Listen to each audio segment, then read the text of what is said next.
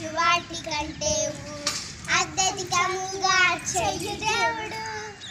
అన్న ప్రార్థన విన్నాడుగా, బహుమానమునే ఇచ్చాడుగా. ఏలియా ప్రార్థన విన్నాడుగా, నూతన జీవము ఇచ్చాడుగా.